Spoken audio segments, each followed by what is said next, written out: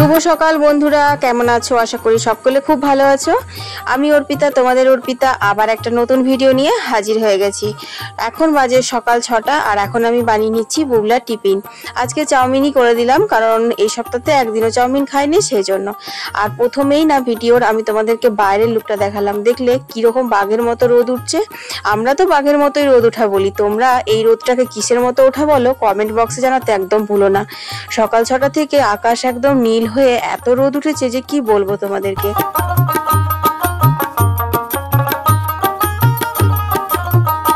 ঘরের কাজে এখনো হাত দিইনি, কিন্তু আজকে কাজ কম্ম রান্না বান্না খুব তাড়াতাড়ি করতে হবে, কারণ একটু বাইরে যাব। কোথায় যাব তোমরা সম্পূর্ণ ভিডিওটা দেখলেই জানতে পারবে।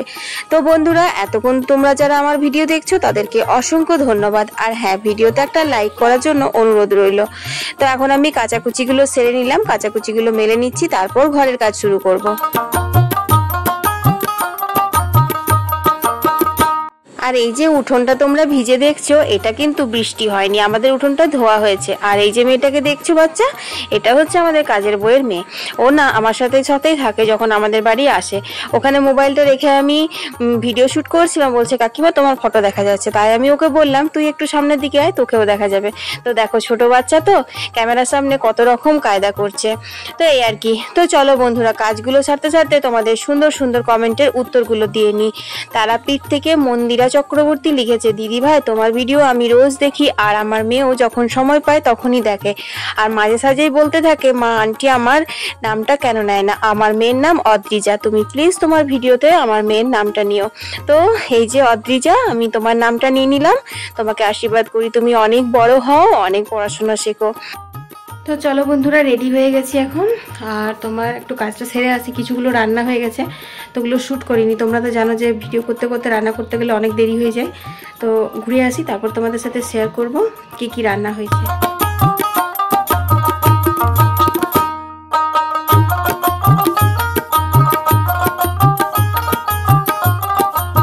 তো বুবলার বাবার সাথে কোথাও গেলে অনেক তাড়াতাড়ি করে বের হতে হয়। এখনো পর্যন্ত ব্যাংক খোলেইনি, আর হলো রেডি হলে করে অস্থির করে দিয়েছিল, তাই একটু এখানে দাঁড়িয়ে আছি।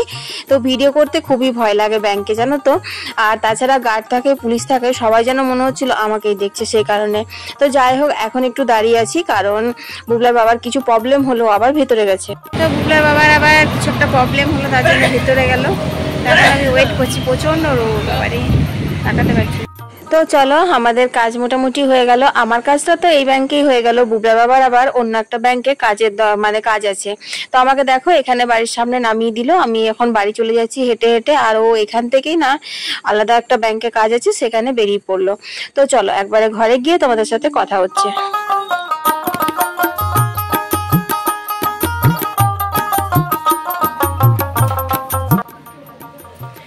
তো চলো এবার চেঞ্জ করে নিই, একটু চেঞ্জ করার পর রান্নাঘরে যাওয়া যাক। কতগুলো রান্না তো করেই গেছিলাম, তো সেগুলো তোমাদের সঙ্গে দেখেই চলো শেয়ার করবো। আর বাকি ভাত বসিয়ে গেছিলাম, সেই ভাতটা এখন কি পজিশন সেটাই হচ্ছে কথা।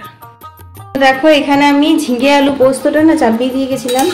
তো তোমরা তো জানো যে আমি আগেই আলু সেদ্ধ করে নিই, তো আলুটা সেদ্ধ করে কষিয়ে দিয়ে আমি অফ করে চলে গেছিলাম। এই যে পোস্ত বেটে, পোস্তটা আমি এসে বাটিনি, এটা বেটেই রেখে গেছিলাম, কিন্তু এটা নাড়াচাড়া করে নামানোর সময় হয়নি, এত হড়বড় করছিল যে কি বলবো। তো যাই হোক, ভালোই হলো, বাইরের কাজটা চুকে গেল, কারণ আজকে আবার শুক্রবার, স্নান আছে, পুজো আছে, সেগুলোও তো আছে, ভালোই হলো। তো দেখো পোস্তটা হয়ে গেছিলো, জাস্ট একটু নাড়াচাড়া করে নামাবার ছিল, যেটা আমি নামাইনি, এখন আমি নামিয়ে নেব। এই যে লাউ ঘন্ট করব, তো লাউটা মুগ ডাল মশলা দিয়ে সেদ্ধ করে গেছিলাম, মসুর ডাল বের করে গেছিলাম, আর এই যে ভাত বসিয়ে গেছিলাম। ভাত এখনো হয়নি, আমি খুব তাড়াতাড়ি চলে এসেছি জানো, আধ ঘন্টার মধ্যেই চলে এলাম, কাজটা খুব তাড়াতাড়ির মধ্যে হয়ে গেল। ভিড় ছিল না, আসলে গেলাম তখন ব্যাংক খোলেইনি, আমি ফার্স্ট কাস্টমার, তো সে কারণে তাড়াতাড়ি হয়ে গেল। ভাতটা হয়নি, আর একটু পরেই হবে ভাতটা।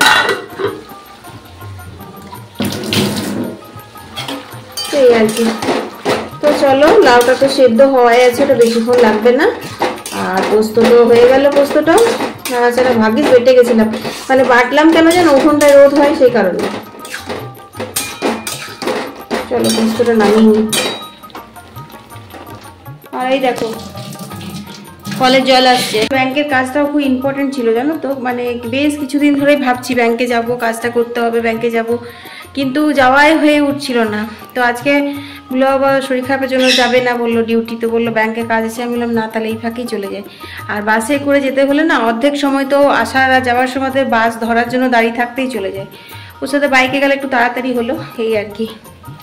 তো কলের জল আসছে, তো রান্না বান্না জল নিয়ে স্নান করে পুজো করে তারপর তোমাদের সামনে আসবো।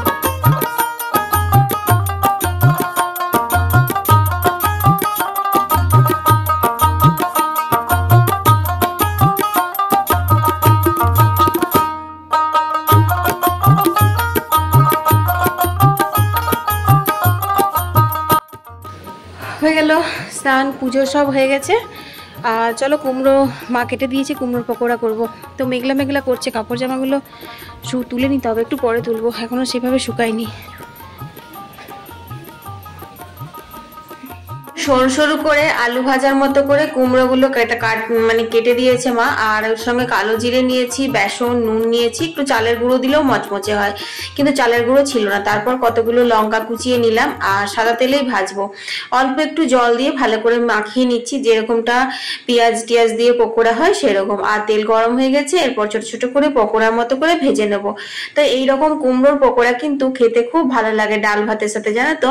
আর বেশ একটু মিষ্টি মিষ্টি লাগে। কুমড়োর যে কুমড়োনি বানানো হয় মানে বেগনির মতো করে, তার থেকে কিন্তু এরকম পকোড়া খেতে বেশি ভালো লাগে আর খুব চটজলদি হয়েও যায়।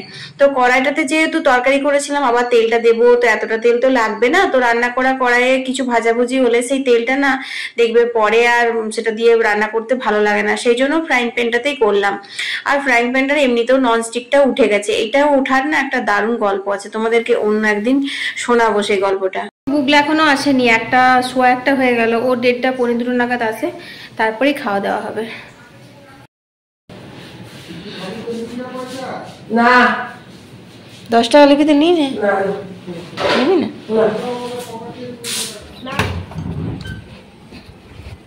জল নিবি? তো বন্ধুরা এখন 5টা বাজে আর বুগলাতে চলে গেল টিউশন। চলো একটু চা করে খাই গা, খুব রোদ এখনো, বাইরে থাকা যাচ্ছে না।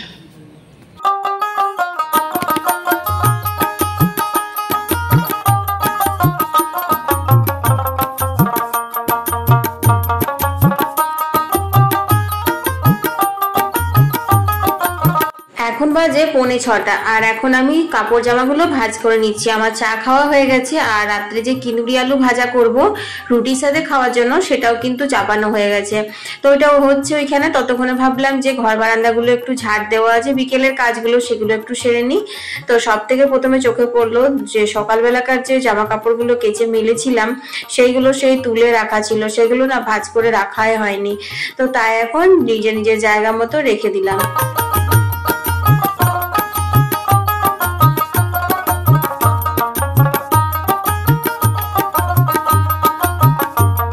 তারপর আমি ঘরগুলো ঝাড় দিয়ে এখন আমি উঠোনটা ঝাড় দিয়ে নিচ্ছি।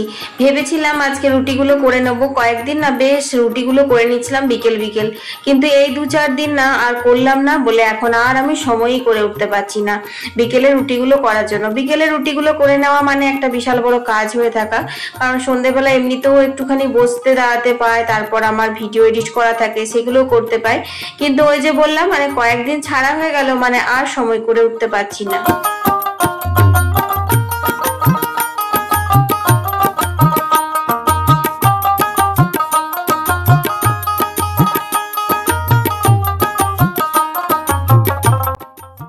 এখন বাজে হচ্ছে 7:30, আমার সন্ধে টন্ধে দেওয়া হয়ে গেছে আর প্রচন্ড গরম করছে, এত গরম করছে না। দেখো এই চুড়িগুলো পরলাম, তো অনেক কটাই চুড়ি আছে, তো আগের বছর কিনেছিলাম, এই বছর আর কিনিনি, কিন্তু এই হাতগুলোতে এত র্যাশ বেরোচ্ছে যে আমি এগুলো পরে থাকতে পারবো কিনা জানি না। তো তো যাই হোক আজকে ইচ্ছা করলো পরলাম, কয়েকটা রিলস বানালাম এটা পরে।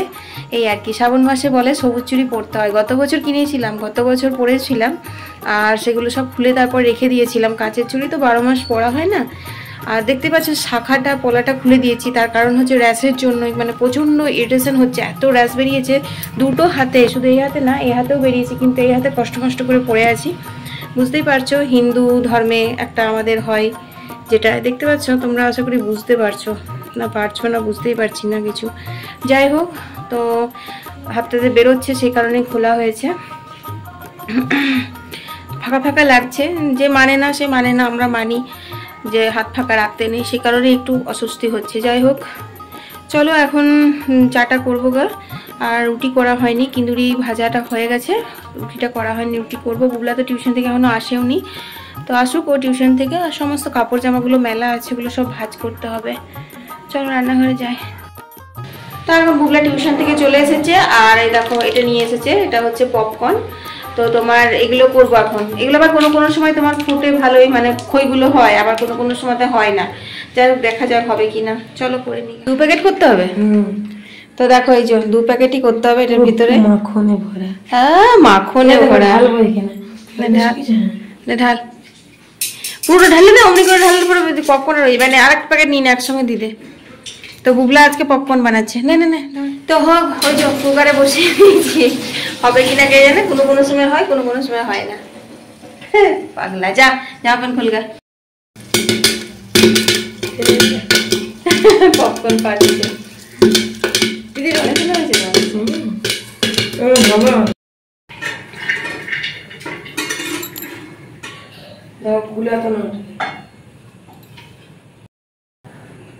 যাও ড্রেস চেঞ্জ করো, ভালো হয়েছে। হ্যাঁ অনেকগুলোই হলো এই যে। তো দেখো বন্ধুরা কত সুন্দর ফেটেছে। আসলে কুকারের ঢাকাটা উল্টো করেই লাগাতে হয়, সোজা করে যদি কোনো সময় মানে এই দেখো এইভাবে যদি কোনো সময় দিই না এইরকম ভাবে, তাহলে কিন্তু আমি দেখেছি মানে ওগুলো আর পপকর্ন হয়ই না। ওটা উল্টো করে দেওয়ার নেই, উল্টো করে দিলাম তখনই ফাটতে লাগলো। আর আজকে এই সবুজ সবুজ মানে নেল পালিশটা লাগিয়ে না, মানে কি বলবো, নোখটাতেই খালি নজরটা যাচ্ছে, দারুণ। তো আজকে ভিডিওটা এখানেই শেষ করে দিচ্ছি। সবাই খুব ভালো থেকো, সুস্থ থেকো, টাটা।